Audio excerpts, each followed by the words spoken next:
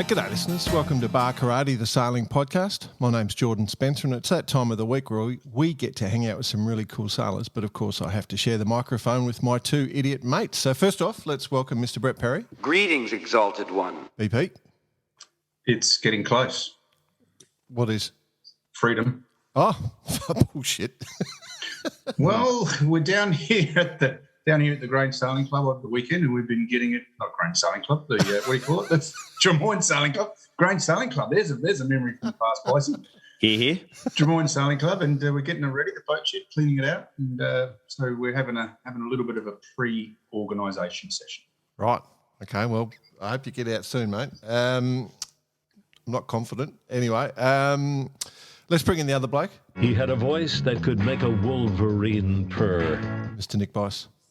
Gents, I'm going to take liberties this week, if I may, and dedicate this episode to my fabulous mother and father celebrated today at the Cruising Yacht Club of South Australia, 50-year wedding anniversary.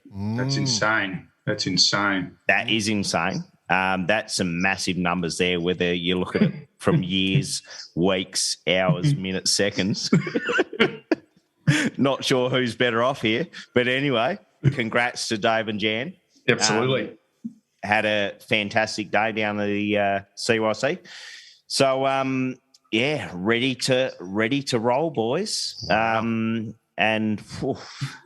Did you ever ask your folks how they picked each other up? Have you ever asked that story? Oh, no, actually, they brought their photo album. Yeah. And it's got the whole thing in there. Is it really? Wow. Yeah. No, it's all documented from day one all the way through. Did Dave get a choice or was he just conscripted? I think he's just such a handsome devil, you know. He's kind of given up now. He's just rolling with the punches. But did you ask him what the secret was? What the secret is to 50 years? 50 years. Because I want to know. Yacht clubs, mate. Ooh, because you have the option to, you spend time together and you also need that special time apart. Yeah. And that's what yacht clubs bring. So to everyone out there, more yacht clubs. Be a member of your local yacht club. Get down there once or twice a week. Have your mates, have your groups, whatever it is. But that's the key right there. Oh, love it. All right. I'll put that into practice then. I love it. It's a great philosophy. Speaking of loving it, I'm loving this week's guest, boys. I'm pretty pumped about this week. I normally am quite pumped, but this one should be interesting because we've got a 5-time Olympian, the first person from their country to represent at the Olympics in 3 different classes, which is pretty amazing. So a few people will be guessing straight away. It's a female and a Canadian. So most people now from Canada or Canada, as I like to call it, will be knowing who this is. So please welcome to the show, Nikola Girke. Yeah, you cock that up, Jordan. Nice work. Nicola, do you mind introducing yourself with the correct pronunciation? I think most English speakers would say Nikola Girke, but it's German, it's Nikola Girke. But very good try. Very close. Don't you banter to me. Don't banter. We were talking off air about your real name. Come on, give it a go, Jordan. No, we're done. We're done with that. Let's move on. Okay. Let's move on. So, Nicola, you sort of you've had an amazing career in the sport of sailing, and so we're incredibly grateful to be able to chat to you. I've got to say, it's a family approach, wasn't it? So it sounds like from the research I've done that you're bought into it with the family. The family are into sailing? Yeah, my dad was an avid sailor. And so he and my mom then put my sister and I into sailing summer camp, and I fell in love with it, and that's all I wanted to do. Hang on. Summer camp? In Canada? Yeah, it's true. I live on the West Coast, which is the best coast. Oh, okay. Hey, nice. And we do have summer. Yes, we actually had heat waves this summer too. So degrees up in the 40s. Wow. So yeah, sailing summer camp does happen, and we can sail all year round. Although I'm not a kid anymore, so I don't do that. I pick and choose when I sail. Yeah. But yeah, it's beautiful here and it's got really nice sailing. So why wouldn't I? Just what is that process, Nicola, before we move on from summer camp? Obviously, we've all seen many movies out of the US and what have you, and there's different camps. Is it similar to that? Do you go away for several weeks at a time, or it's just a daily thing? It was a daily thing. So we have lots of local yacht clubs and get dropped off at 9, get picked up at 3. You know, you go out sailing in the morning, come in for lunch, go sailing in the afternoon, play pirates, jump on each other's boats, capsize each other, sail to an island, have a picnic, all that stuff. Wow. At least that's when you're younger. Wow. Must be hard to do all that in a parka. Easy. Yes, the ice, the global warming has definitely melted the ice a little bit. Yeah. So we have a longer season. Yeah. Now, It's a whole nother topic, isn't it? it is a whole nother topic. Yes. So for me, it sounds like sailing initially was a lot of fun for you, because I note that you disappeared off to Maui early on at a young age to spend some time over there windsurfing, with much respect to that. So tell us about that. Where were you hanging out? Were you at Kanaha? Were you Hukipa? Who are you hanging with? All that. Yeah. So when I first moved over, it was by myself. I finished university, wanted to become a professional windsurfer. Once I got there, it was like, professional windsurfing or surfing. I don't know which. And I initially stayed with a friend of mine, Sam Ireland, who was a professional Canadian windsurfer on the pro tour. And then that was initially, then I got set up, found my own place, worked at Neil Pride, sailed and windsurfed every day. Did the slalom series, did formula racing, did wave sailing, did surfing at Hokipa, Lower Kanaha. Loved that place. That's one of my favorite places. Just had fun and did a lot of water time. Wow, that's every sailor's dream. Oh, every windsurfer's dream. Imagine working for Neil Pride. There would have had to have been thousands of employees, because any day it was windy, no one would be at work. Well, the bonus is that you can't windsurf before 11 o'clock in the morning. So the beaches are closed for surfing. Yep. So if you get up at 6, go surfing, make it to work by 9. And then if you do half days, you can go windsurfing in the afternoon and then surfing on the way home, and then dinner. And then Maui midnight is at 9 o'clock. And then you go to sleep, so you can do it all over again. Yeah. So, It's a dream, eh? So which side of the island were you on? Where were you living? I lived at first in Haiku, but it rained too much there. And then in the end, I ended up in Paia. Yeah, right. Right in the middle of it all, hey? Right in the middle. I could run to Hokipa. So that's when I did my wave check, and then worked in in Kahului. Yep. And so, I always bring this up, but I'd like to go back further. I'd like to go back to before the decision to go to Hawaii, to go, I'm going to become a professional windsurfer or a surfer. When you started sailing, you did the summer camps. When did you realise that this was possibly a route for a living? good question. I mean, I started competing, whatever, at age 12. And then when I was 14, I got asked by the local yacht club, the big yacht club that had a race team, to join their race team. And we started doing bigger trips and competitions, which was more than just the local kind of British Columbia championships and stuff like that. So started winning youth Canadian championships, then doing youth worlds. And that was kind of like, okay, I think there's an opportunity here for Olympic stuff. Was this on a windsurfer, or was this in just all classes? It was purely just in laser twos. The mighty laser it was in. Okay, it was in laser twos, which is a double-handed boat. Which I was always crew. I didn't know how to windsurf. I jumped on a board a couple of times, and it was actually when I was 16 that my dad and I decided that we wanted to go away for Christmas. And he wanted to go to Costa Rica to see this volcano called Volcano Arenal.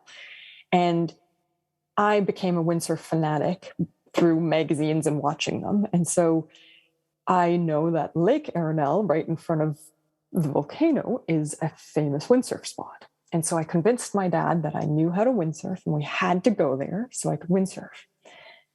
Anyway, we got there and it was all shortboarding. It was like 20 knots, shortboard gear. I'd stood on like a longboard before, but I didn't know how to do anything.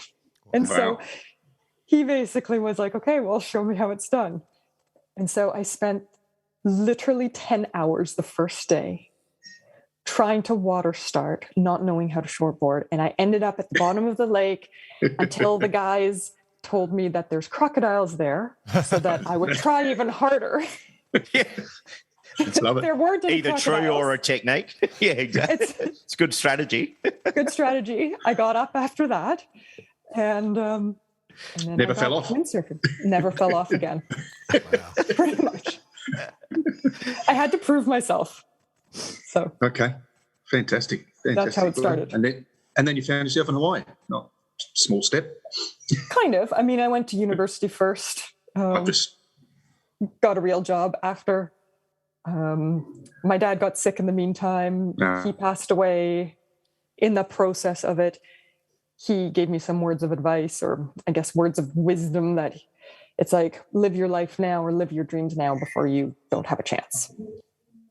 And so I was like, I'm graduated university. I'm 21 years old. You know, why wouldn't I go after my dreams? absolutely. Yeah, sure. Absolutely. What did you graduate in? Human kinetics, Oh, yeah. so kinesiology. Yep. Okay. Which I'm guessing is a big part of how you've ended up where you have now. Kept your body fit and kept everything moving, and Yep. It wasn't so much for a career in that, but I was interested in it. And so, yeah, for sure it helped. So this comes to motivation, Nikola. This is an interesting discussion because, you know, one of the notes you talk about Terry Fox in your inspiration, your father passing from pancreatic cancer. We know Terry Fox passed from cancer. One of our closest mates just died last week from pancreatic cancer out of the blue. So this obviously was a catalyst in your life, you know, like as you said, it was at that time you were just finishing university 2021, and this whole Dare to Dream thing, it really must have been a heavy motivator for you, you know. Do you attribute anything to that, or you just think you had that personal drive yourself? I think it went hand in hand. Of course, I had the drive, and I lost probably my biggest supporter for it. But part of it is he loved the water, and he's out there in the ocean. And so being in the ocean is sharing that kind of passion as well with him. So wherever I am in the world sailing, you know, it's giving, you know, he's around in that sense. And I mean, doubt kills more dreams than failure ever will. I didn't want to look back, or what my dad kind of also alluded to was that the only thing harder to swallow than failure is regret. And so you don't want to look back at your life when you're, you know, 60 or 50 or wherever you are and be like, oh, I had the chance, but I didn't take it because I was scared to, and all that. And so that's kind of where my dare to dream, dare to achieve, and dare to succeed came from, because I mean, so many of my friends too, oh, you're so lucky you get to move to Maui, you live in Maui, you're doing this and you're doing that. And it's like, and so could you. Oh no, I can't leave my job. I have my friends at home. I'm like, and I left my job and I left my friends and I left my family. And I did this because I wanted to. I had this dream. And so I don't think it was luck. It was the daring myself to go beyond, I don't know, my comfort zone, or you know, go after something that may not ever turn into anything. Love it. Yeah, no, I think for anyone listening, that there was a couple of elements that you said in there that would just drive most of our listeners. You know, that there's a lot of the people that we get to in the show, you know, they're out there, they're having a go. And it's really important. And then the net consequence of everything that you did is that you got to go to 5 Olympics. Well, you didn't get to go. You earned the right to go. Yes, they don't hand out tickets that easily for them. Just put your CV in. Send a couple of photos. So, yeah, obviously your time in Hawaii, and then that leads into 04 Olympics in the 470. How did that transition take place So from windsurfing into the 470? yeah, that was a tough one. I never even thought about sailing again. I thought I was going to live in Maui forever, basically. And an old competitor sailor friend of mine, she contacted me and said, "Hey, do you want to try sailing with me on the 470 and give it a shot for the Olympics?" And I hummed and hawed and took about a week to figure out, like, okay, fine, I'll give it a 3-month trial. And so I moved from Hawaii, so it's bikini surfing, to Halifax, which is on the east coast of Canada, Yes. where you can have 5-degree tides or currents, and frigid water, to sailing with another person in a slow boat, all that. So definitely tough at times, for sure. And then we did our first competition, which, other than the Canadian Championships, was the World Championships, which happened in September 2001. And we came, I think, 16th. And that gave us what you'd call like an international sport card within Canada, which gave us some funding support. And then it was like, whoa, maybe we do have a chance. And that kind of started that ball rolling. Was there a team at that stage? Was there multiple 470 sailors going for this particular position in Canada? There was. I don't know anymore, actually. I think that there was a couple girls, but more so guy teams. But for the Olympics, Canada had always put standards. So you can't, even if you qualify the nation, you have to be top 10 in the world in order for us to send you. No, and that's so, fine, it was a steep bar, I guess, coming in also not with a full quad. And so we did it, luckily. And then what's that do? So from the first Worlds, you were 16th, did you say? And then does that put you on the circuit, North American circuit, or over to Europe, or how did that work? I think we came back to Canada, to Vancouver, to train that fall. And then, when it got winter, we went down to the States and did some of the circuit down there. Come next spring, we went to Europe, and it basically went, Barcelona, Palma, Here's, Holland, wherever Europeans were, Worlds were, and then all over again, that whole cycle. So lots of moving parts. So, and a great fun tour at time. I guess a great fun time as well still. Yeah, totally fun, but also not all the time. Yeah. No. Well, we know that, but it would have been. I mean, back then, obviously, relatively new for you. It would have been sort of every different event would have been a new event, and all of a sudden you're heading towards the Olympics, and it would have been very exciting. Totally, and I have a lot of family in Germany, so we left our car there, our boat and trailer, with them, and so every time we flew in, we would fly in, see them, and then kind of it was nice in that sense. You wouldn't feel so away. Yeah. And I think that's what a lot of like New Zealand, Australians, North Americans feel when they have to spend the entire summer in Europe. Do you remember, going to your first Olympics? Do you remember that moment where you thought, actually, I'm an Olympian? Do you remember that at all? Sort of, maybe. Yeah. Sort of blurred. It does go back a few years. I did start when I was like 12, right? Yeah, so I don't want to date myself. Yes, I think the biggest, most, I guess, Olympic moment was the first time walking into the opening ceremonies. Yeah, I was about to say the ceremony must have been the big one. Yeah, there's so much anticipation leading into it. And as an athlete, you're basically waiting behind the scenes, waiting in tunnels, waiting like a herd of cows. Yeah. And finally, you're getting closer and closer to it. And then you pop out into the stadium and it's just roars all over the place. And that was super special. Yeah. That's the sort of things you imagine. Like in my mind, some of the things you visualise about going to the Olympics is that opportunity, meeting other athletes, you know, some of the amazing people that you get to meet, and the fact that they give you a giant bag of condoms the minute you walk into the village, you know, like we always hear about how many condoms are on. So I've got this vision of you get this backpack that's gigantic. Yes, you get pins and condoms. No, they didn't hand those out in Tokyo this time. No. What, the pins? The pins? No, the pins we got, yes. So you did the 470 with Jen Proven. Yes. And then split up after that. She went on to do the Yinglings, I think. Did she? She went and did the Yinglings? Yeah, she did that very last minute. She went on with another teammate in a 470. Oh, okay. And then they didn't qualify, and then she jumped into the Yingling. So the roll into the RSX, were you a fan? Because it was the one design before the RSX, wasn't it? The Mistral one design? Were you a fan? The RSX, I guess, helped you because you're sort of had more stature than a... I'm big. Yes, I'm bigger. I'm taller. Just trying to say it politely. Yeah, I know. The Europeans always say big, and I'm like, no, I don't want to be called big. I'm tall.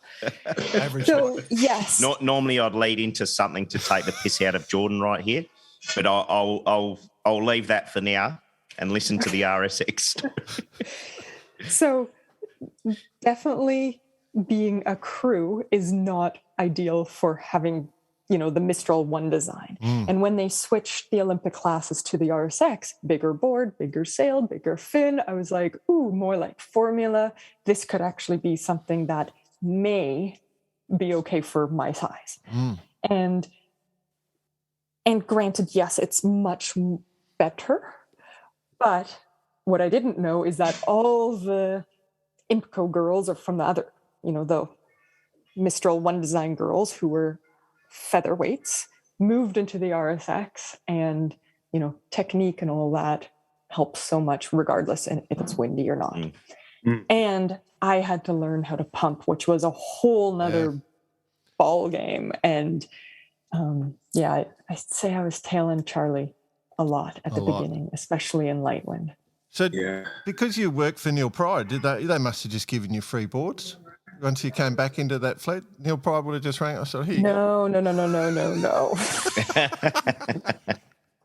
So not in Olympic classes. In Olympic classes, you can't get sponsored. No. Yes, that's in that sense. It's all through distributors. So no, you buy your gear, and most of the time it's not all that good either. Yeah.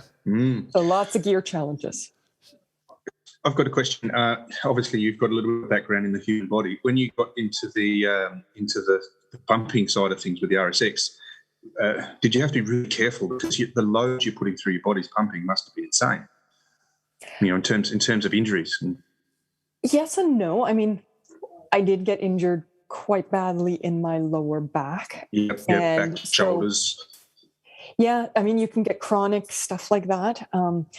I never got acutely injured in that sense. That happened in other classes, but definitely lower back. And so that was a big, huge thing of core, stabilize the core. And so the core is everything. And that helped me be injury-free, other than, you know, some things might hurt here and there. But for the most part, core only. And then fitness is so important for RSX. So you do a lot of fitness. You stay on the board. You know, you don't want to take more than 10 days off so your calluses stay good, and you don't, you know.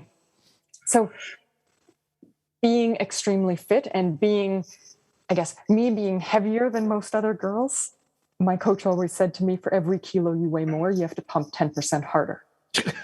So if I'm 10 kilos heavier, which I was for many girls, I would have to pump. Because you were taller.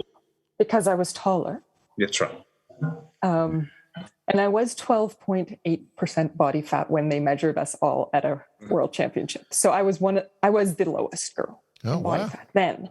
So it was hard because, you know, I couldn't lose more weight, and I needed muscle still, and I needed to be healthy. So how do you do it? So then it's like, okay, well, I just have to be fitter and relentlessly out pump. Wow.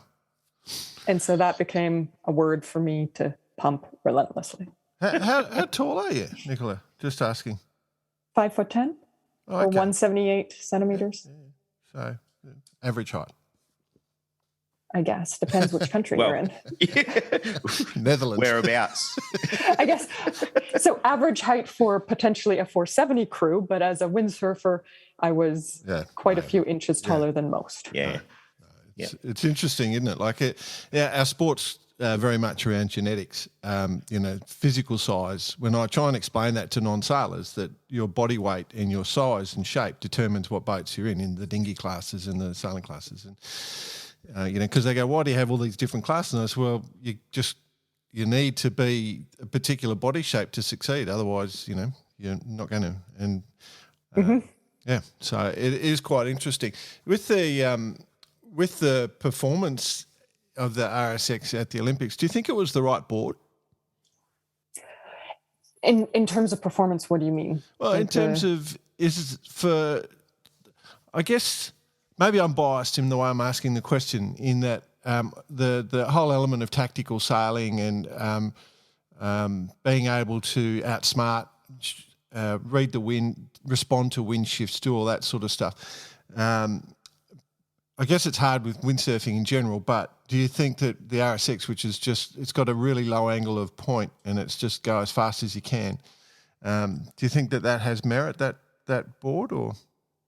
Yeah, absolutely. I mean, the thing is we sail on it 3 knots to 30 knots or 35 knots. And so in light wind, it is completely the same as sailboat racing, except we're allowed to pump at all times versus other classes aren't.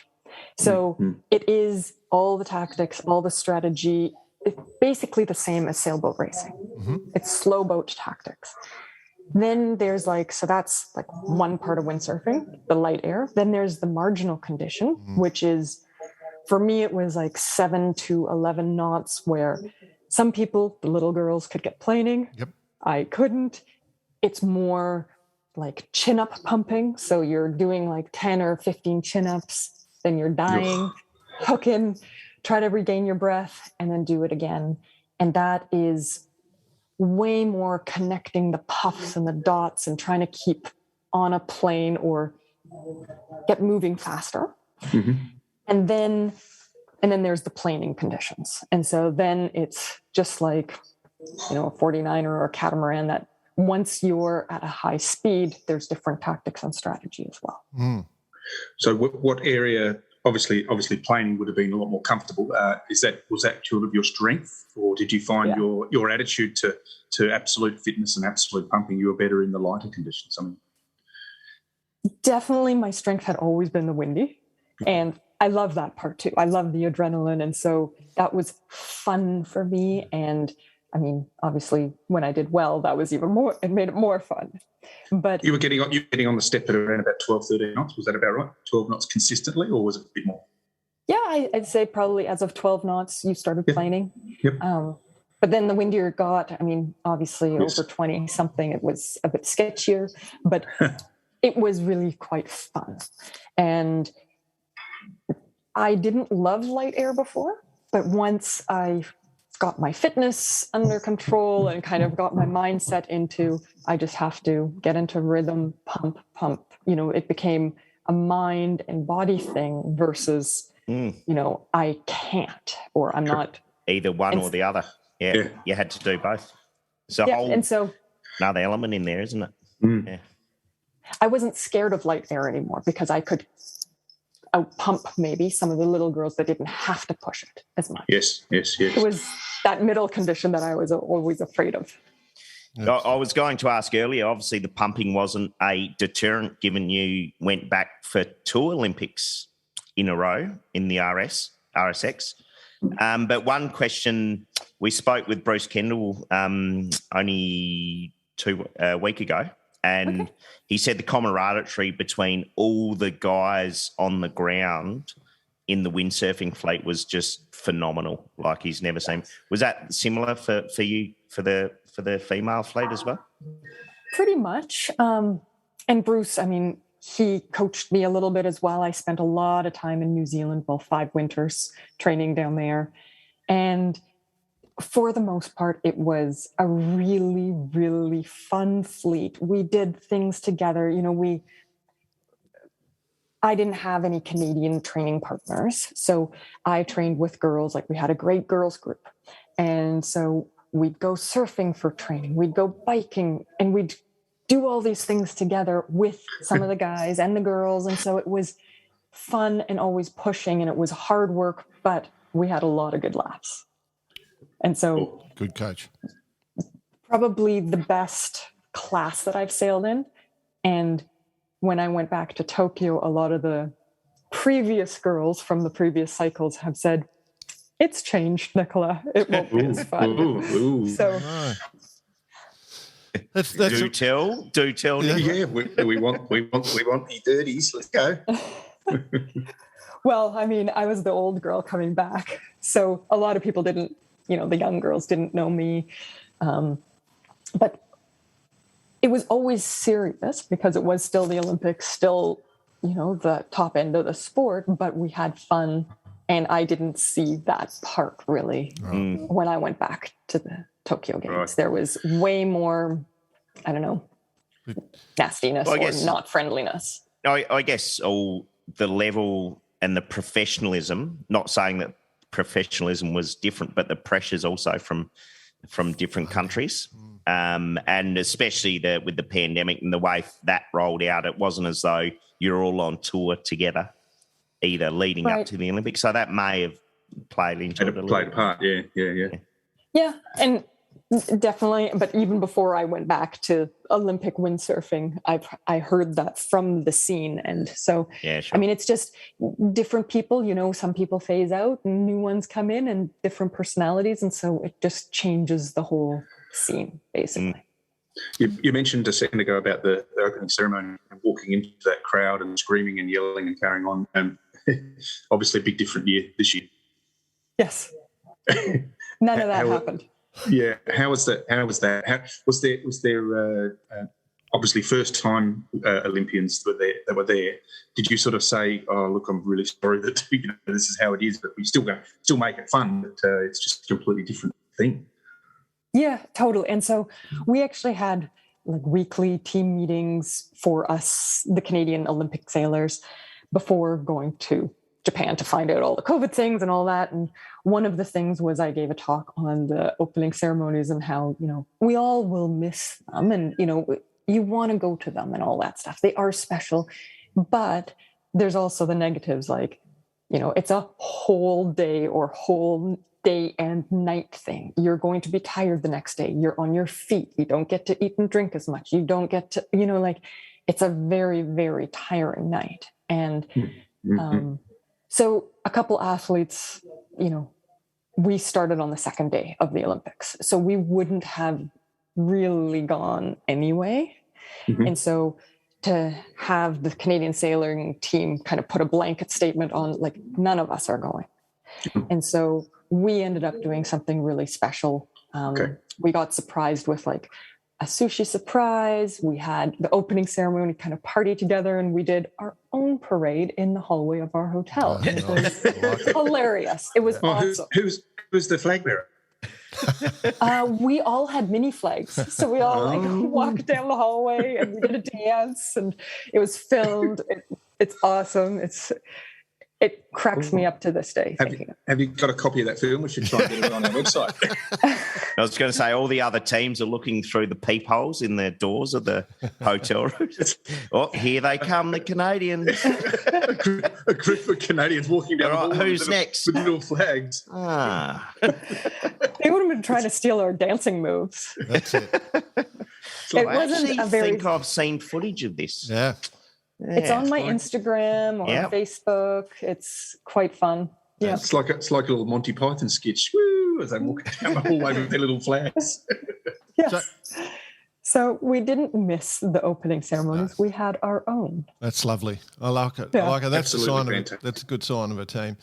We obviously we skipped over your Rio where you went to the Nacra, but we'll come back to that.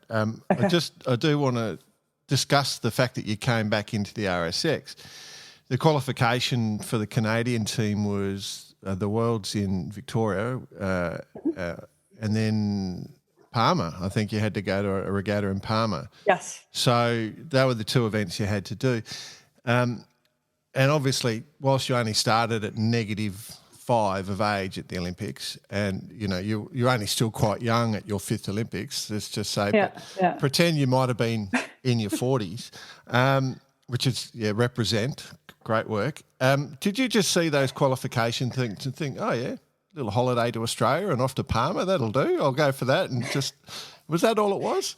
Holiday trip? No, I went to Brazil for 2 months before that. So it actually... So it was a big holiday. Yes, and so it's actually quite funny. So I really didn't have much of an intention of coming back at all. Yeah. And that was kind of my gut feel. Yeah, and so we did this major garden landscaping overhaul in our garden, and it took 8 months to do it. And I shoveled over 20 truckloads of sand. Wow. And shoveled it, tamped it, wheelbarrowed it, laid, you know. Oh my God. I got fit, I got calluses. I was going to say, strong. so you kept your calluses tough. I got calluses. And then I was like, now I can windsurf again. Because that's the worst part about it, is opening up your hands. Yes. So then the whole garden project was so that we could get married in our yard, which we did. And then come November, we went on our honeymoon for 3 weeks. And on the honeymoon, I booked my trip to go to Brazil a week later. Yeah. And so I was home for a week, went to Brazil for the next 2 months or 6 weeks, then to Miami we had to qualify or, do the qualification for the country. Canada got the spot. That was kind of just ticking the box. And then, going to Brazil and training there, I knew that I still had it in me. I still could windsurf. Mm-hmm. And so then went to Australia for the first qualifications. Of course, I hadn't been on a real starting line other than Miami with 8 other girls since the London Olympics. Yeah. So, or maybe there was one regatta in between there, but basically it was a little different. Things had changed in 9 years or 8 years. And so I had to learn a whole bunch of new things. The gear was different. So and you got married in between that as well. And I got married. And there was a lot of stuff going on. So what's your partner's name? Gage. Gage. No, Gage. G-A-G-E. Gage. Okay, so you've gone and got married. And then have you told him that you're going to go and do an Olympic campaign before you go? He encouraged me to do it.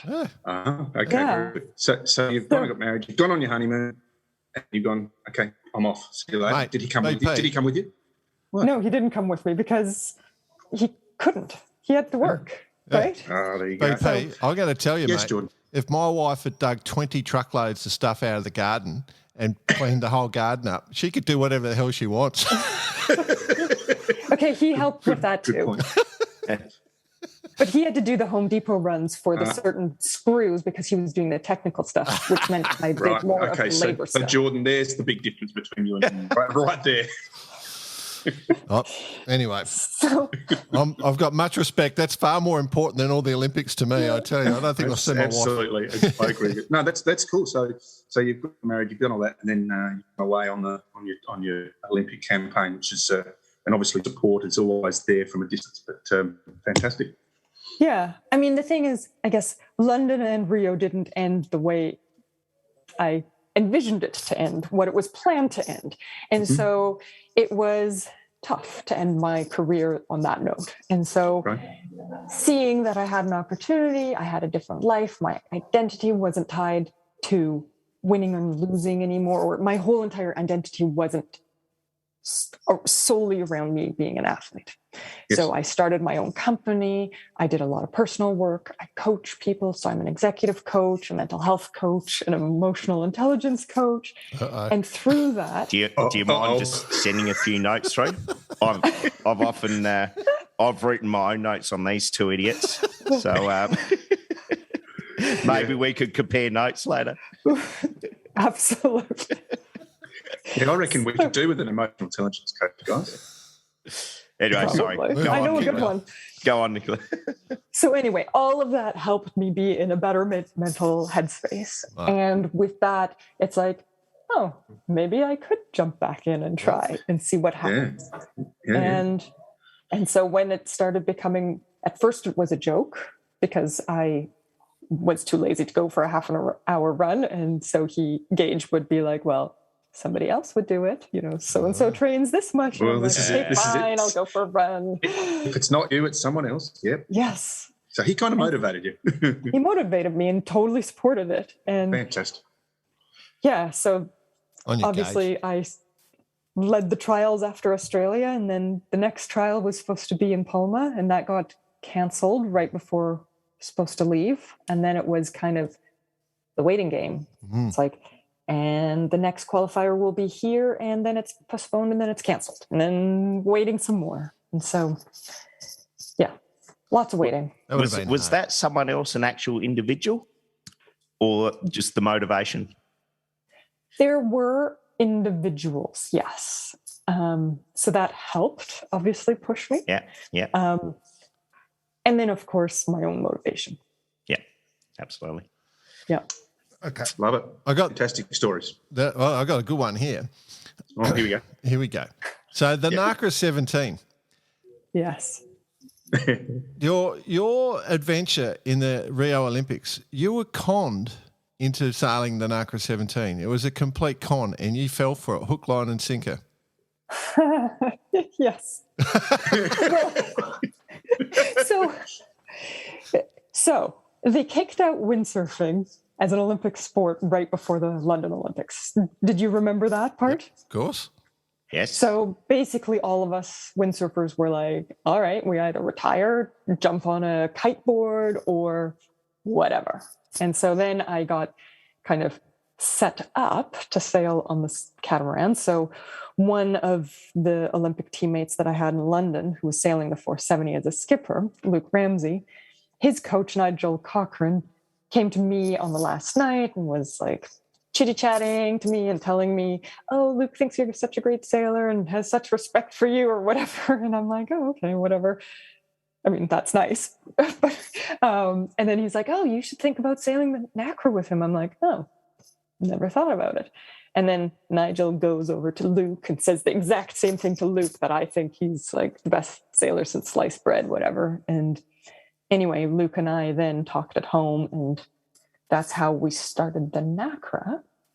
And it was actually the weekend that we bought our Nacra that windsurfing came back into the Olympics.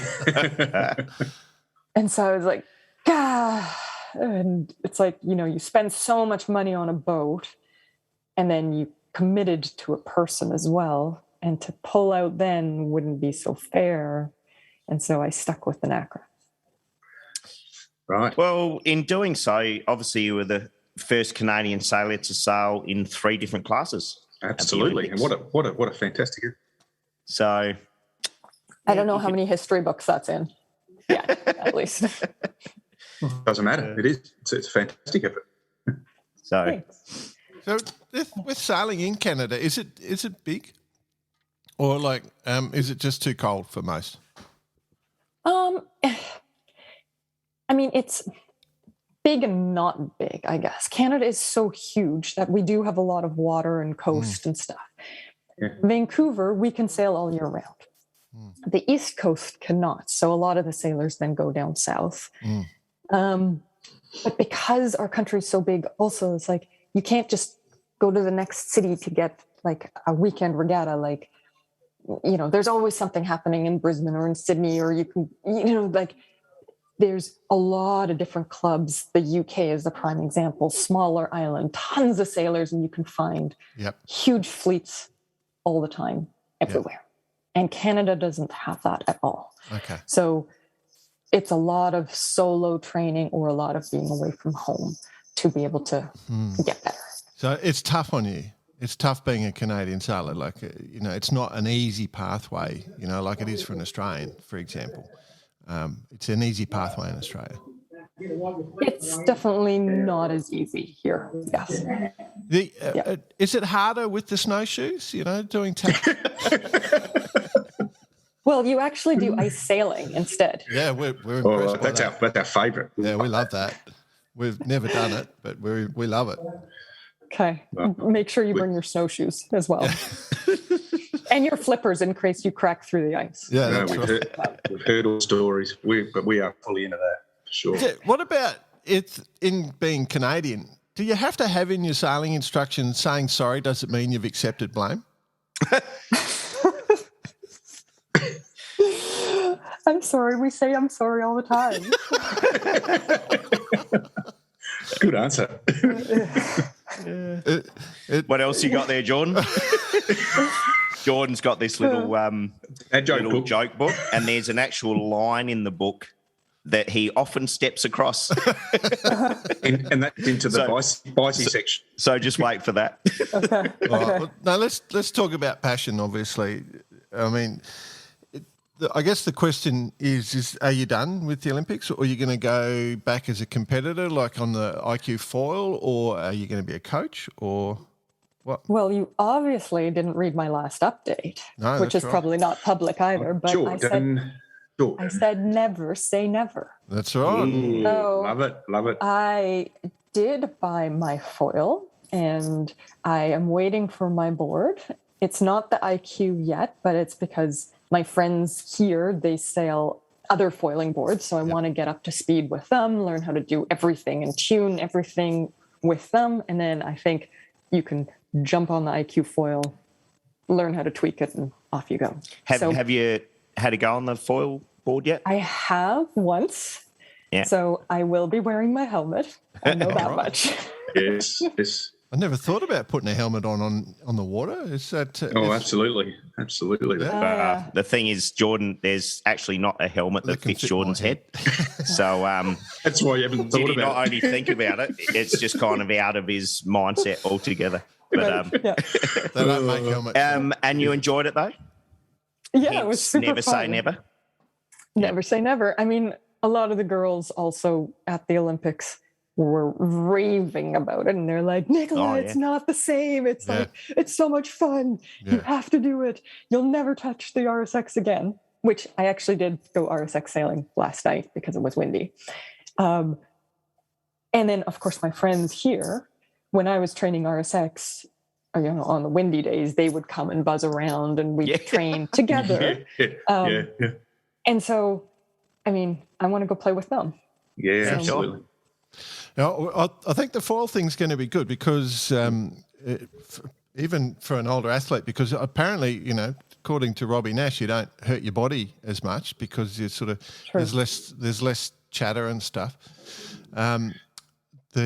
Also, you can go a lot higher on those things from what I can see. So there's going to be but I think you're going to have more crashes. It's going to be fun. Absolutely. Yeah. And I was just going to ask who are the older athletes you were talking about? Referring to like myself, my Olympic campaign.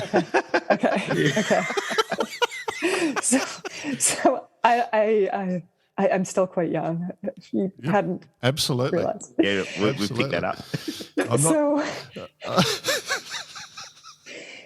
So yes, there are a lot of crashes that I'm going to be taking, I think. Not as hard on the body physically, like all the pumping and all of that stuff, but I think more violent crashes. So learning how to control the beast is kind of like what we had to do on the Nacra, is learn how to control that beast, because it was foiling without real foils. Yeah. Well, that's part of the attraction, right? Just to get your head around a whole new discipline. Yeah, it is fun, I guess. And I'm going to have to unlearn a whole bunch of things. And then, I guess all of my friends here say it's like being a kid again, learning windsurfing the first time and being like, oh my God, I got a job. So wow. I love it. That'll be fun. I love it. I just have to ask one thing. Because you're in Rio in the Nacra, did you hang out? Speaking of older athletes, did you chat to Santi much? A little bit, of course. I mean, of course he was in the fleet, and he's a legend, and so yes, of course I talked to him a bit. Yeah, we're a fan of Sandy. Sometimes in protests. I think we hit him once when it wasn't really our turn to hit him. So, Right, yeah. right. All right, well, we'll leave that alone. But like he's an idol. There's a guy racing with like basically one lung and into his 60s, and so he proves it can be done. What about especially in a skipper position on the Nacra? Yeah. So not every single discipline would allow for that kind of athleticism. You can't expect someone to do the hard yards, where the real work's done up front. That's where I mean, cruise union, right? That's it. You can't expect the midgets to do too much. I know. They keep yelling at you to do more. Yeah. I know. Yeah, they don't yell much when they get connected by the spinnaker pole that comes flying back at it. 470 was really good for that. Yes. Let's talk about your V-dub. Okay. What have you got? In 1965. Oh. How much rust? Window. It's kind of aqua ivory. Wow. It's my windsurf machine. Is the surfboard permanently on the roof, or just it has G's? It fits inside. That's how I used to do mine too. Roof racks upside down in the roof, inside the car. Oh, okay. I haven't tried that. So when this is my 5th VW bus. So basically in Maui, I had one where, I put racks in and I could put all my boards and then my sails and booms and masts underneath. But then this one with my RSX gear, I could just, I put the seats down, I'd slide it all in. Easy peasy, wouldn't have to strap anything. I could be off the water and packed up in, literally 5 minutes. Drive home, rinse it there. That's kind of the dream that everyone sort of fantasizes. You've lived a bit of a fantasy life. Like with your husband Gage, is he into the same sort of things, or is it he just sits there in awe? I'd like to say he sits there in awe, but he grew up as a lake guy, so he's a little bit more timid in the ocean, but he's a water skier, wakeboarder, wake surfer, kind of loves that part of things and is sporty, not at my level, I guess, but he's a good training partner in that sense. And he really wants to try the whole foiling and windsurfing. Oh, good. And yes. Just tell him to turn his cap around forward when he's doing all those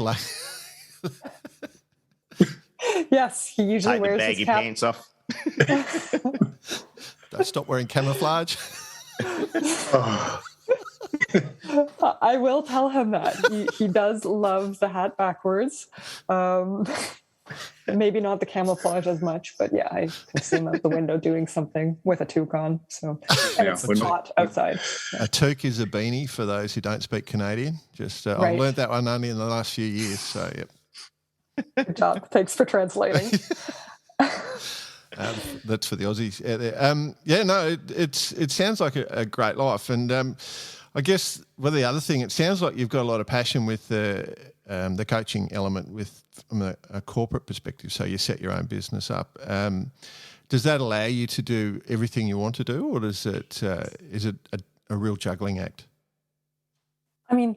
I'm someone that's pretty busy. I like to go and have goals and dreams and push myself. So I'm busy in general. So I get bored. I never grew up with TV. So she gets bored, Gage. Be careful.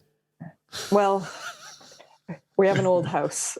So trust me, there's a lot of things to do. A lot of stuff to do. But for example, with my own business or with the coaching, I can organize my life kind of in a way where I start at 7 a.m. Yep. And for example, I got off at 11 today, then I went for a run, had lunch, I'm doing this.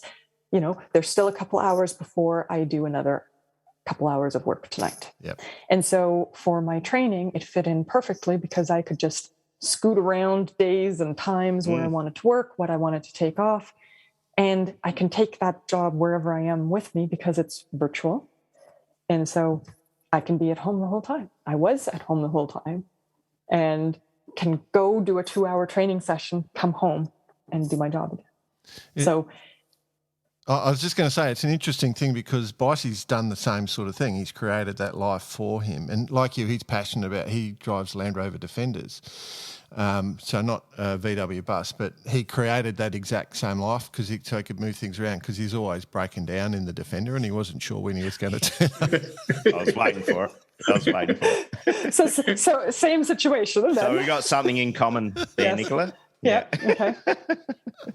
Okay. Yeah. So I think that's part of it. It's making the life or creating that pathway or the life that you want. And I do work hard. So it's not like I work and everything fell easy and was served to me on a silver platter. It wasn't like that at all.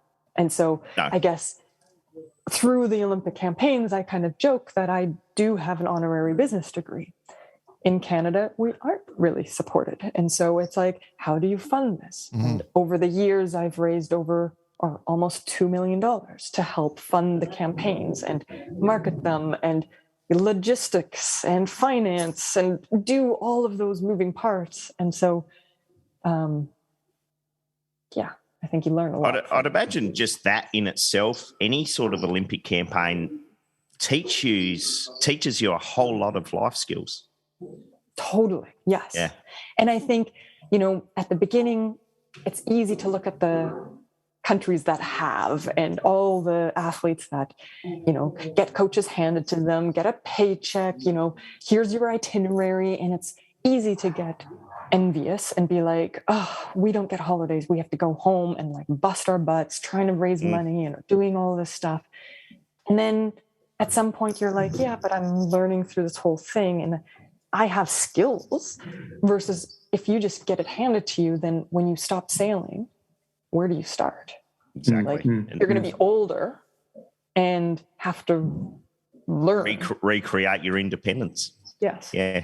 Because it's not handed to you. So it's I got to say, Nicola, it's a great message. You've certainly is. You've had a red hot go your whole life by the sounds of it. So and that's sort of what we try and tell a lot of the listeners, the young ones that sort of reach out to us. You've got to roll the dice, and you've picked up the biggest set of dice and just kept rolling them by the sounds of it. So, well, you never know. Calculated roll. Yeah, calculated roll. That's probably the best way to say it. Calculated. You just don't throw everything. But yeah, I guess you never know until you roll the dice. Yeah. Right. So that's the whole Terry Fox thing. It's you don't know if you don't try. Doubt kills more dreams than failure ever will, because you will never know if you actually get to achieve that if you don't try for it. Yeah. Mm-hmm. Yeah. And then it sucks to look back and be like, oh, I wish I tried. Yeah. So do you have, despite the stellar 20 plus years of your sailing career, is there any regrets? It's a hard one to say because I have had many great experiences, but I think I went back for the Rio Olympics because I wanted to make up for the London ones. Yeah. And I think I was over it at that point. My passion wasn't there anymore. Yeah. And the whole Olympic thing is too hard if you're not having fun. Yeah. And I was getting injured nonstop and so it was like I was continuing because I didn't want to be a quitter. And that's not what I wanted to do it for. Yeah. Mm-hmm. Well, we certainly look forward to seeing you on the IFOL in Marseille. Absolutely. Rebuilding that passion. Yes. Either that or we're going to come over to Canada when we're allowed to travel again and go ice boating. Absolutely. Yep. You might have to fly past Vancouver and go to the lakes. So I've got a very close friend who lives in Vancouver. So we've got friends. We can swap friends. Wow. Yeah, because you've got a friend right near me in Mooloolaba. So I do. Yeah. Yes. Nicola. Don't introduce. Do not. Okay. I don't live in Vancouver. Good answer. It's the closest airport to me. Yeah. And your friends just left Mooloolaba. Yeah. Yes. You idiots. Oh, God damn. You idiots. You know what I like about you blokes? Nothing. Nothing. All right, Nicola, I think we might have to call it quits there because I think where BP's is about to get inundated with people. But it's been a ton of fun, and I think you sort of live the Barkarati ideal. We're very touched to have spent time with you. Absolutely. It's been very fun. Thank you for the chat and the questions, and yes, and the making fun of me at the beginning as well. Sorry. That's okay. We'll arm wrestle if we ever meet. And maybe a little just shout out to Denise Del Mundo, who actually put us onto you, Nicola, because we do have quite a lot of listeners in Canada, and she mentioned that you would be a great guest to have on the show. All right. And we're very thankful to Denise. And it's rang true. And it has rang true. It's been wonderful. I think where Jordan just touched on a second ago, sorry, Nicola, is how much work's involved in doing what you achieved. And I think that's the message, as Jordan just said, about the message we try and portray is that it is a lot of hard work, but it's very rewarding. So all those interested in giving it a crack, have a listen to this story. Absolutely. It's a lot of work, but if you have fun at it, like as long as you're having fun, you're going to learn and get better, and that'll take you places. Beautiful. Love it. Hey, Cool. Nicola, do you want to just quick mention of your socials so people can keep updated? Yes. So I am not the biggest social media person, but my Instagram is Nick going for gold. So that's with a NIK going and then a number 4 in gold. Facebook is the Nikola Girke Olympic windsurfer. My website is ownyourpodium.com. So I help people own their podium, whatever that is. So it's not just athletics, but business. LinkedIn, Nikola Girke. I think Twitter, Nick going for gold. I think that's it. Beauty. Yeah. And my cat's Tambo the Bengal. So he's got an Instagram and Your cat. he's starting to follow. Yes, he's got a lot of followers already. Tombo the Bengal. Tambo the Bengal. Yeah. Tambo. There's some underscores in there too, but he's pretty cute. He's cuter than me.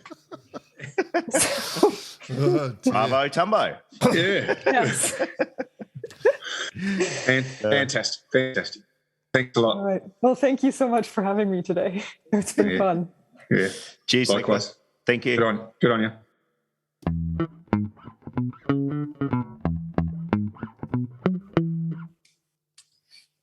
Nicola A, gents, mate, that is number 1, complete honesty, complete for professionalism, and there's no wonder she's been to 5 Olympics. Well, throw dedication in there. Yeah, absolutely. And backing herself. Some great stories, and just, that is a key word right there, dedication. I just love where it started, though. Oh, just going to go to Hawaii. Just going to go become a professional windsurfer. Yeah. I mean, what a time to do it too. I mean, that's kind of like if you look back when when we were all starting to sail windsurfing. Like could you imagine if I said to Mum and you guys, I'm going to Hawaii. What a legend. Yeah, exactly. But actually, you know what was when kind of as part of listening to that story, and I know a couple of mates who went to Hawaii and they're still there. She went to Hawaii. She then took the Olympic route, which is probably not as usual as you would imagine, I wouldn't think. Agreed with that. Yep. It was good fun. It was a great story. And, of course, I hate to say it, but once the microphone stopped, we stopped the record. No, we spent ages having a grand old chat. So we should sneakily record those one day. But, no, it was good fun, all right, we'll have to move on. We're not doing any club events this week. The Jack Lloyd Listener of the Week. We got anything we want to share there, Mr. Bob? We certainly do. Oh, yeah. And I'm going to say this is more quantity as opposed to quality. America's Cup Media has been bombarding cheers at barkarati.com with all sorts of bullshit, right? I call it bullshit. Well, so they do win Listener of the Week. The Jack Lloyd Listener of the Week? Correct. Goes to an association, a firm. In saying that, though, they gave us bugger all.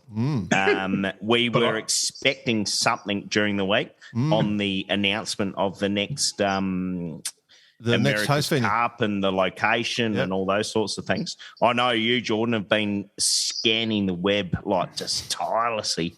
Where is property selling right now? Yeah. You have your theory. Beachfront apartments. They've basically, what have they done? Just delayed it. Going to extend The announcement. delay. Yeah. You know why? It probably goes back because it's going back to NZ. No. It's a long 100%. settlement. The owner of It's more than a 30-day settlement, you think? There was a slight disagreement in one of the contracts. I just have to review it. The lawyer doesn't start until 9 o'clock tomorrow morning. It was Mate, where do we sit on this, gents? Personally, I am not surprised at all. And I would not be surprised if we see the Cup back in NZ 100%. Well, you did say that. It was a verbal thing that it was definitely going to Cork, and I thought, oh yeah, that sounds possible. But is it just a way and a means to get airtime, get in everyone's face? What, from Cork or from AC? No, from everyone. Yeah, from everyone involved. Well, the Irish, someone was just kissing the Blarney Stone or got on, had a few too many Guinnesses and just said, let's just put this press release out. But I don't know. I got no idea. We've got to admit, though, it's not a small undertaking. We're talking hundreds of millions of dollars, no matter what currency you're thinking of. So it's a lot of money to host this event. So, yeah, where's it leave us? What do you think, Jay?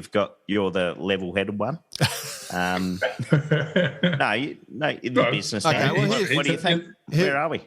If you do an analysis, right, there's more money offshore and it's better from a media perspective, but I think it'd fly like a lead balloon not hosting in your own country. I don't know. So 100% agree with that. So do you think this whole Irish thing, there's a lot of companies set up in Ireland for this whole tax side of things. And we all know when the Cup did go to Spain, they had the royal decree in place and there's a massive tax benefit saving to be made or tax gains to be made. Ireland is known to host some of these really big companies. Is there something behind it, you think, or is that? Look, I think what will happen is in Ireland, I think the region of Cork is fired up, and the administrators there have got all fired up. But I think the pub test thing where they're saying, you spend 250 million, which is pretty much. They're saying that's what the spend is, bringing infrastructure spend forward, bringing some renovation of the harbours forward, 250 million. The politicians, that's very hard to get across for a sailing event, into the, it's hard to get re-elected after you've punted forward for that. The money, the numbers say that they'll get 650 to 850 million return on that. Clearly, that didn't happen to New Zealand in Auckland. They lost quite significantly, but, the COVID element to it. I think the Spanish should be pretty dark if they didn't get it. The Spanish have put up a fairly entitled one. But the underwriter, the challenger of record and that sponsorship deal and all the other stuff that's gone on behind the scenes, it does give Cork, and then going to what Nick's saying about the tax element, does give them a really strong case. I'm 50-50 between New Zealand and Cork, I reckon. Yeah, it's a bloody tricky one. Beep, beep, beep. God damn it, I was just a bit late, Bicey. Sorry. Just for the listeners. In saying that, for the listeners, and I'll say on behalf of all of us, we want it in NZ. Yeah, absolutely. 100%. Not that we don't like Ireland and our Irish listeners. We love the place. But we understand the economics and the politics and all that sort of thing behind it, right? But it was an interesting banter when BPU came up with the Ireland thing, the Cork thing early on in the week, and Bicey came straight back to nah. He reckons you know something more than you're letting on, I think, Bicey. Well, put it this way. I've sailed into Crosshaven Harbour, which is basically the way you enter into Cork Harbour, I believe. And put it this way, we went to the local Crosshaven pub pretty early, and those blokes talk a lot of shit. So I'm in my head. You reckon it's come out? I'm back at the Crosshaven pub. You reckon it's come out of the Crosshaven pub? Oh, pretty much. And everyone's like, "Yeah, we're doing the America's Cup." Aye. And then next thing you know, forgot to tell the politicians. Yeah, that might be a bit hard. No, not at all. But tricky, and it's a lot of money, so it's not going to happen quickly. And if you need to delay, that's just what needs to happen. Yep. And next time, team, to get the best result. Quicker settlements on your property deals. Just make sure you can get there in time. All right. So from one crazy story to where I guess we're the sort of the world lead of this story. We seem to get every message and every email coming. We're back to the Etchells. Stuff is happening big time behind the scenes. We've sort of let it fester. Is that the right word? Fester? No, not fester, because it's been going on, but we've decided to not comment. Yeah. Due to knowing we have one on one camp, one on another camp, and then one in the middle. Yeah, you're all cheats. Okay, so if we've received quite a few emails this week, and we've received a couple of fairly substantial emails. Can you be the mediator, Jay? Yeah, I can be the mediator. You're all cheats. No. So there was an approach made from to World Sailing about the validity, if they could have independent parties approach World Sailing to make sure that they could see the copies of the approvals for the other moulds. Okay. This is 8, 9 and 10. Yeah. Okay. So they've chased down that, and it hasn't been forthcoming. So we've received an email this week from, am I allowed to say names here? BP? No, just for the interest of the listener, probably not. Okay. All right. Yeah. But an administrator in the class and has followed up pretty heavily with World Sailing and saying that you need to provide these historical records. You've made representations that you have them. They haven't been forthcoming. They're specifically named who the person it is that they've sent for and have asked for this evidence and has said that it will be providing. So basically what they're arguing and what they're saying is that there's a major issue because they're not providing, then all the votes have to be made invalid. It can't be one rule for one and a different rule for the others. And what is World Sailing going to do about it is I guess the first letter. If you guys, the next step to that, and this is trying to be from if I was to be an outsider looking in, and you read that letter and you see. You see the keel modifications of a boat, you see the rudder modifications of a boat, and you see it pass through the class, but you don't see any actual recognition that in writing from the governing bodies. All of a sudden, you're seeing one rule. This is what the letter's saying. There's one rule for one camp and another rule for another camp, and that's what they're trying to explain. They're trying to understand. No, more than that, BP. They're basically... On the basis of this email, they've stated to World Sailing that if we don't get any positive action because my asset has been reduced to zero, that he will instruct lawyers and formally seek disclosure from World Sailing through the courts. Which I can say they don't want to do, but it's at that point. That's how it is. Which is not great for our sport in terms of World Sailing. This is... what pains me right here. Mm-hmm. There's been an issue brought up and a lot of people have got their noses out of joint and a lot of people have been really hard done by, both, financially at the end of the day. We said this at the start. This is what the outcome was going to be. We did.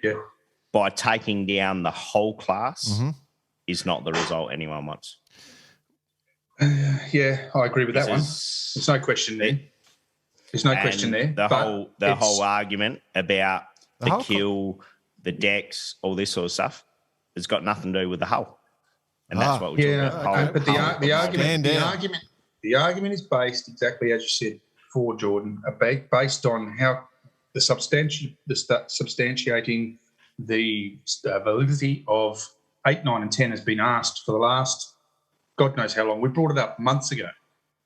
We brought it up just in a conversation before it even became official that it was a question. And it got to a point where they said, well, hang on a second, you've officially gotten rid of mould 11. Where's mould 8, 9, and 10? And that's the thing they're getting their backs up about now because they can't find any documentation there. Now, look, it's how it is at the moment. That's what they want. They want answers, and it just doesn't forthcome. So I got another document a couple of days ago, and it's a 43-page document. This is care of deep throat. No. I'll say this is from a guy called Chris Pratt. So Chris Pratt's an owner of a Mould 11 boat. He's based in Western Australia, and he is not afraid to take a forward step. He wouldn't. I wouldn't describe him as being scared of taking a forward step. Good man to be around in a bar, no problems at all.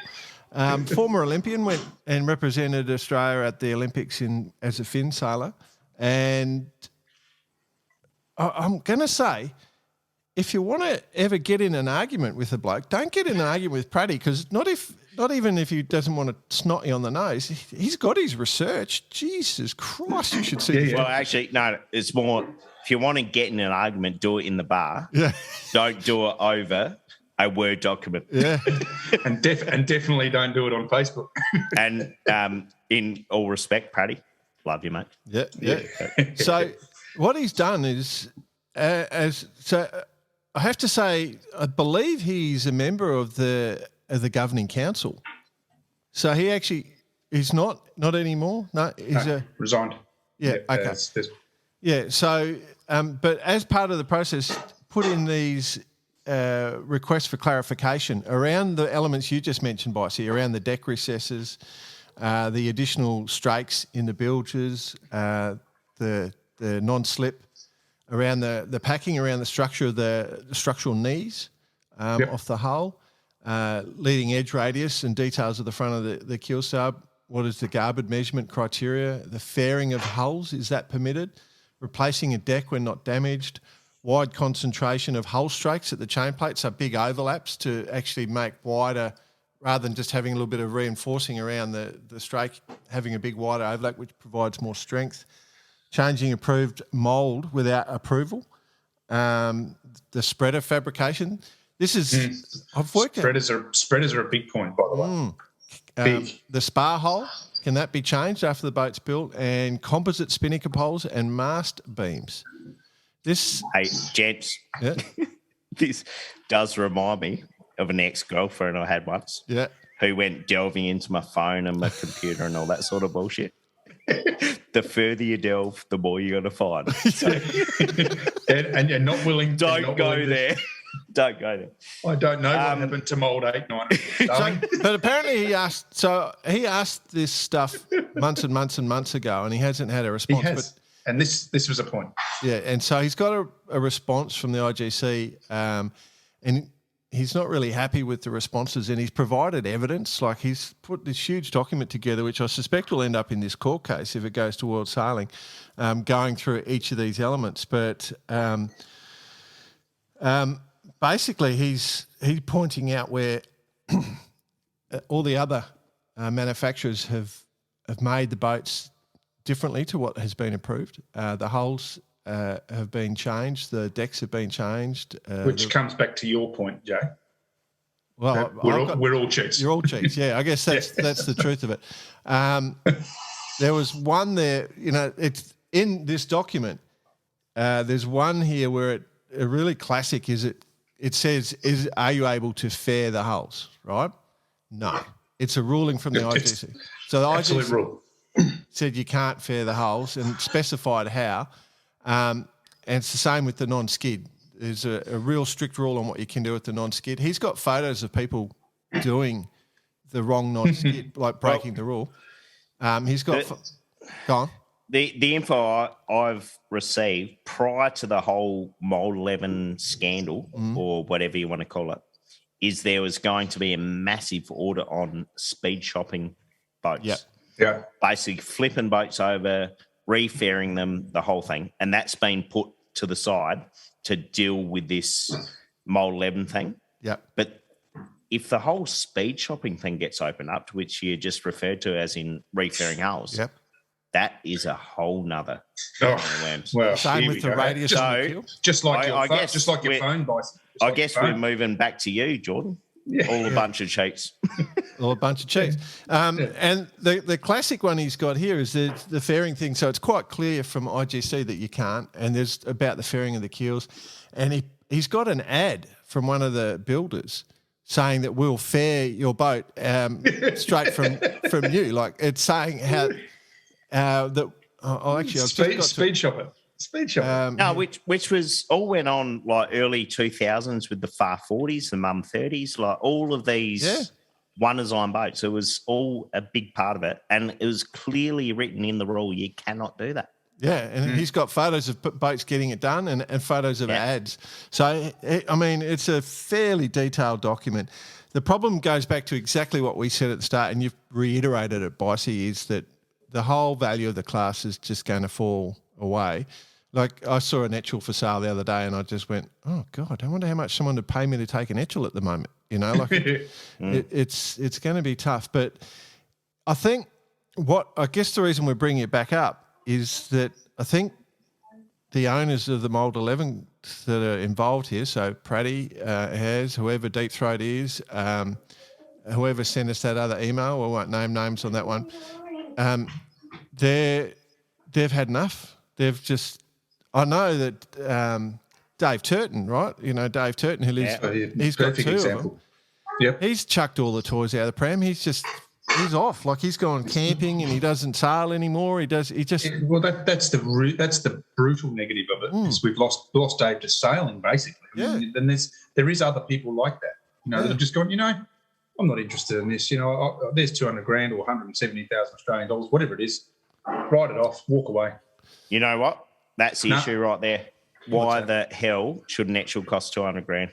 Yeah, well, there you go. So that's another good point. That is it right. And but it's not just that's not just an M11. No. But the class is saying, fact. From a class perspective, they're saying that all this stuff they're trying to stop and just take the boat as it is. Yeah, no trying to fine tune it and get the best thing. Just because it's just blowing the cost out, right? But it's the nature of the class. It's attracted those people that are comfortable doing that sort of stuff. Wanted to succeed, but that's like it's been an ongoing thing since way before M11. I mean, you know, back in the early 2000s and 1990s, it was all happening then. You know, back in the Dennis Conner days, they were all going pro, and they were looking for every possible advantage they could, and it just kept going and going and going. That's what's led us to today. So that leads us back to episode 118. Have pros fuck the Etchells? Well, is it pros? I mean, pros with of course. wanting to get don't to the get next me wrong. level. If I'm jumping on an Etchell, I'm making that bastard go as fast as I can, regardless, right? And there's a lot of things which are a little bit in the grey area. A lot of things that you don't even know about that you can or can't do. Who would have read the constitution of the Etchell class to actually not know you can't refair and paint your boat? Not only that, if you want to do anything, first off, you have to approach the class measurer, get him to approve the change, then get it done under supervision and then get it remeasured. But then there's also the elements of the hull moulds being changed. So this is the crux of the thing with the other hull numbers, hull moulds, 8, 9 and 10, is that they may have had approval, but they've all been modified subsequent to that approval and they've got no approval since then. So I'll put my neck on the line here, Bicey, and say who would look into the Constitution. I can tell you a couple of people who would look into it in absolute detail. Is Ian Murray. he would have looked into it and would have gone, look, we can do this with the bulkheads, the floorboards. They've got, they're bolted into the boat, right? Whereas the other ones are loose. It doesn't say they have to be loose. It doesn't say they can't be bolted, right? So what does that do? It creates a stiffer boat. Yeah, so this whole trying to stiffen the boat. But let me just go one step further. Yeah. In Corpus Christi, and I know this for a fact, is that they invited everyone to come and look at the boats. There was no secrets. Come and have a look. This is what we've done. Our backstay is attached to our fine tune, and our fine tune's attached to our ram, and everything's all in one movement. It's all brand new. It's all sorted. Bang, bang, bang. Little things in the systems like that are what is, I have to say, make Ian and Richie and guys like that, at the forefront of the industry. And now it's just come back on them because of various other reasons. And it's talking about the hull. The boats are faster because of the boats. Number one, yes, they might be a mould issue, but is it that much faster? Or extra Who knows? waterline length, whatever. But all the boats are different, Bison. The Ontario is different to the Heritage. Let me answer Bicey's question. Has pros stuffed the Etchells sailing? Well, let me answer it this way. Remember when we all could buy a windsurfer and you get one sail and one boom and one board and you go windsurfing? And then windsurfing, you had to have your race board, your slalom board and your wave boards, and you had 90 sails in your car and 10 masts and all that stuff. And then suddenly there was less and less people sailing and less people sailing, and now there's bugger all people windsurf. And I'm going to say thank God for the foiling element, because I reckon that's going to bring people back into it. And the Wally, the resurgence of the Wally, I looked at the price of an IQ Faller the other day. Yeah, don't know about that. Yeah, they're not cheap. Unless Australian Sailing's got any deals going, just in case you're listening. No, it'll kill the class. The class it's just too much.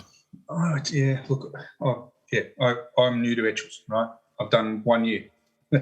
Okay, now here, let's get that honest. But I can say that everyone was in that class in Sydney last year, even the Nick Kingsmills and those guys who are sailing old boats that have been around a long, long time, said that it was by far the most enjoyable year they had, because we had 35 boats on the start line. Yeah. And M11s were not winning every race. That's how it was. Yeah. The Heritage were winning. There was a couple of older boats out there. They were all up there. So here's the solution. I've been thinking about this, boys. Here's the solution. Okay. It's critical. So we haven't got, the problem is we've got a class where somebody somewhere is going to lose a lot of money, right? And it's really, really hard to force that on people just by making arbitrary decisions if all the ducks aren't in a row. And that's what I think all these emails are. The ducks aren't in a row. It looks like one element's being picked on. It doesn't look like it's followed the process fairly. And the courts will find that out, and it's going to be very expensive, and it's going to be very, very tough. So here's the solution. This is my idea. We've got all these Etchells that are floating around there that have not been made legal. Could we take the keel off them, right, and put some foils on the side and make them a foiling class? Yeah, I reckon it's a good idea. You've seen an Etchell, right? You know what they look like. I'm going to call bullshit on that one straight away. Okay. Well, stick with me. Option number two. Option number two. Could we remove the crews completely and make them twiddlers, remote control boats, the world's biggest remote control class, and therefore the sailors have to stand next to each other on the beach, and they can have all their discussions on the beach next to each other and sort it out. And it'd be the coolest remote control class in the world. Could we make them twiddlers? 30-foot yes, we twiddlers. can. I actually read your thoughts on this a while back when you said this, a couple of days, whenever it was. And I thought about it going one step further. Could we leave one crew on the boat with a twiddler operating it off the boat? So it's remotely controlled steered, but with one crew on the boat, so you can run asymmetrical spinnakers. Sorry, symmetrical. So you can run symmetrical spinnakers, right? So you've still got to do your dip pole jives. You still got to do all of that, and you can do your sail trim and that. But you've got the guys steering the boat from the dock. Do you do dip pole jives? And for end drives, and for end drives. You know what I mean? Sorry, mate. I couldn't resist. Yeah. Still doesn't solve the problem that Well, they Bold 11s can't sail against the other boats. Yeah, but they can go off and have their own Twitter regatta. But what is happening, though, yes, is there is an esteemed expert panel. There is. Been assembled. But we said that ages ago. No, this is... No. There's another one? Get these names into your head. This is international now. Get these names into your head. Tom Schnackenberg, ring a bell. Yeah. Oh, yeah, not bad. I remember. This is the same. Yeah, go. Grant Simmer. Yeah. Bruce Nelson. Yeah. Len Imas. Well, not a bad. Vaughan Ritson. Casey Brown. Mm-hmm. Right. So they are going to examine what the possible solution Who charged this group? here is in Australia and how this whole thing's going ahead. I mean, this doesn't, from my understanding, doesn't stop any sort of court hearing or anything like that. But this is a internationally backed. Sounds like an Australian 2 reunion, actually. It does a lot. I was thinking that. Right. Well, and I can say that the answers were to be coming out, or are to be coming out at the end of September, which we're pretty well at. So something to look forward to. Maybe it's good timing we're having this chat, because in a week or so's time, we're going to be able to hopefully put this thing to bed. No, and not a chance. And go sailing something chance. else. Not a chance. Until people not be in bed. Everyone's back to equal, or everyone feels that they're being treated fairly, it ain't going to stop. Well, it's there's only one answer there, isn't there? Yeah, and until people get the value of their boats back, it's not going to stop. Should have been handled much better, much more professionally. I think the thing that really concerns me as a fan of our sport and someone that wants to see it succeed is that there could be pressure on world sailing as well. Lots of pressure on world sailing. And hey, so my final word on this. Yep. It's a professional class. Yep. That has been run by volunteers in the past. Yep. Oh, yeah. Well, so that's, yes. And by all means, to all those guys who've been part of the class that is taking nothing away at all. But it's come back. Unfortunately, this is where it's ended up. And as we've always said, we all have our position on this, but it's not a good ending. At all. No. It's a shame. It's a shame. It's one of the iconic sailing classes of the world, and a lot of respect, but it seems like you're all dirty cheats. Someone's going to bash me when they see me. I'm only joking, all right? I'm only joking. Mate, he's got red hair. He's fire up. Don't worry about it. I just want to see it resolved. Everyone's happy. We do. Regardless of where we sit, I'm not on any camp. Zero camping. For sure. All right, let's move on. We sold absolutely nothing, and we've done nothing except banter and waste time. Defi Azimut. Sounds normal. Yeah. Defi Azimut, that was on this week. That was interesting. Bit light. Yeah, well, it's still going, so yeah. A good ego. Bossy, pretty good for the ego. I could talk you blokes up. Pretty good. Massively. Oh, yeah. High, massive. So, listeners, what we have to, I can bring this up.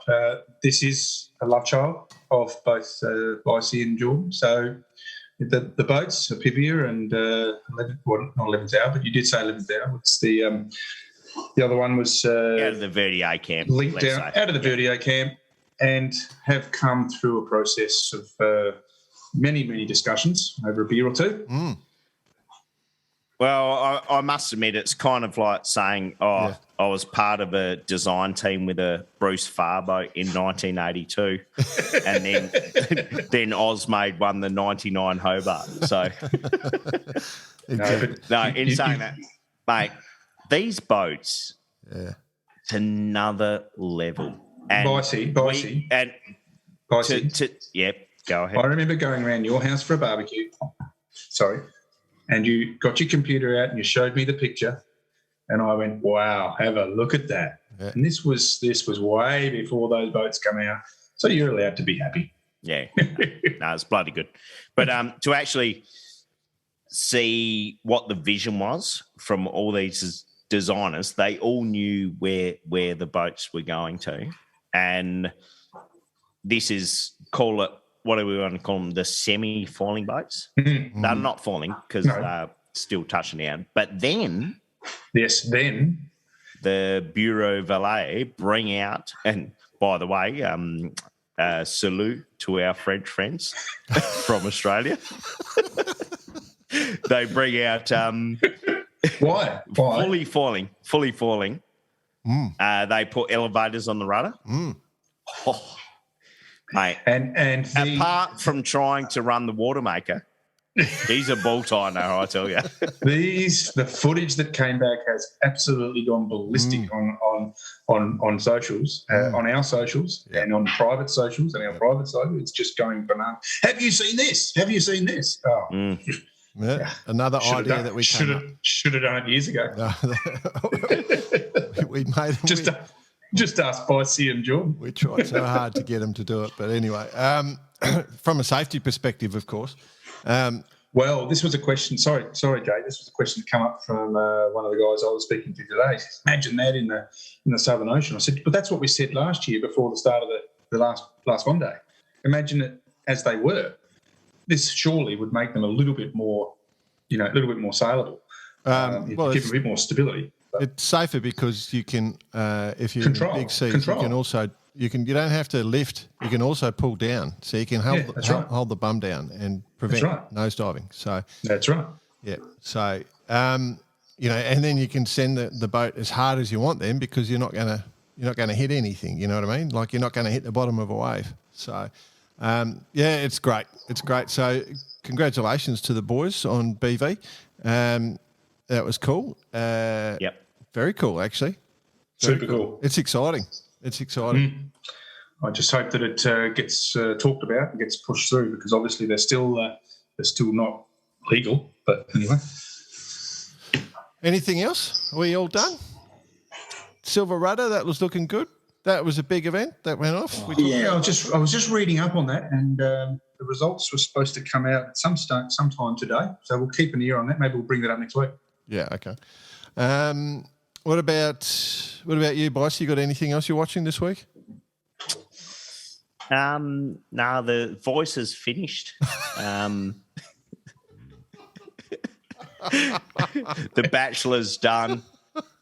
No. When's MFS on? Pretty much it. Oh, when's MFS coming back on? That's one of my faves, actually. No, that's the lead into summer. A bit of Bachelorette and Bachelor coming. That must be far away. Listeners, this is, what do they call it? Reality TV that these two idiots watch? I can't watch it. I cannot. I don't watch it. I don't watch TV. Oh, don't you? Okay, sorry. No. Just Bicey then. No, I'm just waiting for the AFL Grand Final, the greatest game. The AFL Grand Final next week, the greatest game on earth. You must be happy, Jay. Yep, Wallabies. Good work. Couple of sneaky over the line wins. Good work. Yeah, well, don't read the newspaper. Just wait and see if they keep rolling along. Yep. Oh, happy days. How are we going with tees and hoodies? Anything left? Not much in the bigger sizes, no. I must admit, because they're all sold out. Plenty in the smaller sizes. Yeah, okay. So, but if anyone's there, just send us an email, cheers@barkarati. If it's not available, I'll do a new run just to get some bigger ones out there. But going back to our original theory, Barkarati listeners will not be Olympians. No, ain't that the truth? Actually, just before we sign off, the last thing I want to say is, if you are an Etchells fan, because I know a ton of you listen, send us the solution. Tell us the solution. Yeah, good call. Yeah. We'll share it. Well, one side already has quite a lot. Yeah, that's true. That's probably true. All right. Happy days. Thanks, man. Cheers. Love your work. Fire it up. Thanks for listening. Pete. Yeah. Straight into it. It's amazing how good you are.